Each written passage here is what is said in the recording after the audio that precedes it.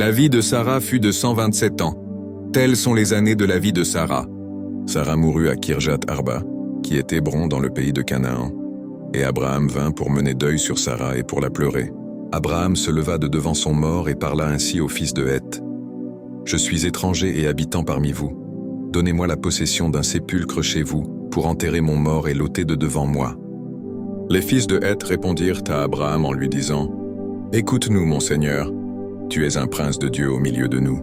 Enterre ton mort dans celui de nos sépulcres que tu choisiras.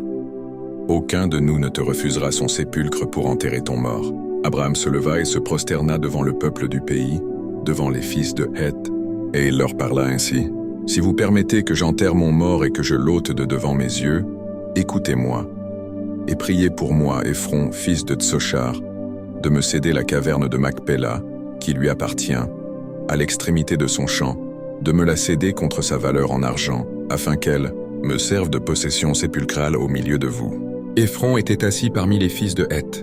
Et Éphron, le Héthien, répondit à Abraham, en présence des fils de Heth et de tous ceux qui entrèrent par la porte de sa ville, « Non, mon Seigneur, écoute-moi. Je te donne le champ et je te donne la caverne qui y est.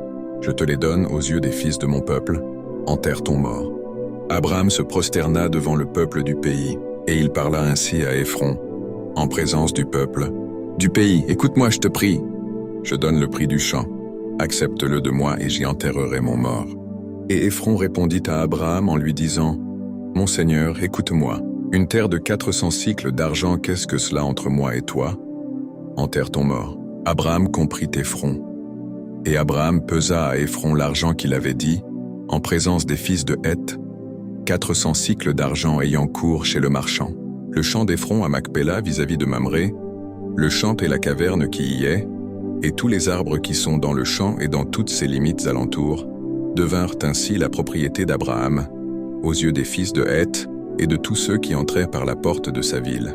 Après cela, Abraham enterra Sarah, sa femme, dans la caverne du champ de Macpéla vis-à-vis de Mamré qui est Hébron, dans le pays de Canaan. Le champ et la caverne qui y est demeurèrent à Abraham comme possession sépulcrale, acquise des fils de Heth. Genèse chapitre 23 versets 1 à 20.